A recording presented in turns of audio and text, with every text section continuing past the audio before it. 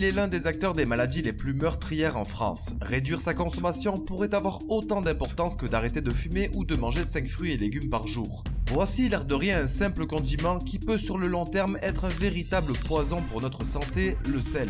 Pour commencer, le sel est un élément essentiel pour le corps humain, assurant la transmission des signaux nerveux, le bon fonctionnement de nos reins et une bonne hydratation. Il contrôle l'équilibre général de notre organisme, et 4 grammes par jour en sont nécessaires. Or, en moyenne, les Français en consomment plus du double, et ceci, vous allez le voir, peut avoir des répercussions dangereuses puisque, au-delà de causer des troubles rénaux, d'augmenter le risque d'ostéoporose et même de favoriser le cancer de l'estomac, il a surtout la fâcheuse tendance de boucher les artères et d'augmenter notre pression artérielle, augmentant ainsi le risque de développer des maladies cardiovasculaires et des accidents vasculaires cérébraux qui sont, rappelons-le, les 2 premières causes de décès en France derrière les cancers.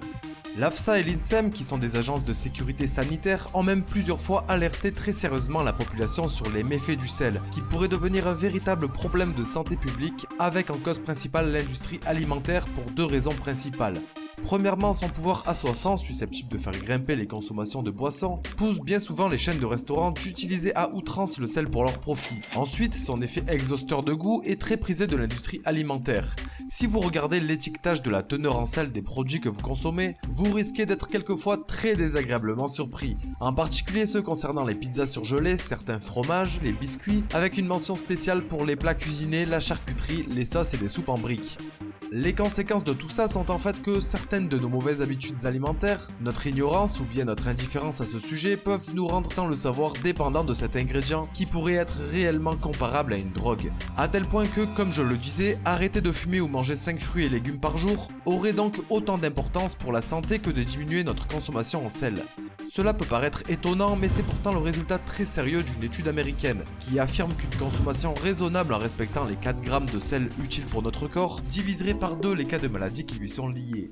Enfin, quoi de mieux à finir avec quelques petites recommandations. Bannissez le plus possible les plats industriels. Jetez un rapide coup d'œil sur l'emballage de vos produits que vous suspectez d'être trop salés, cuisinez davantage et favorisez d'autres types d'assaisonnement, ou alors cachez simplement la salière lors de vos repas. Cela évitera une tentation machinale et inutile d'empoisonner votre assiette.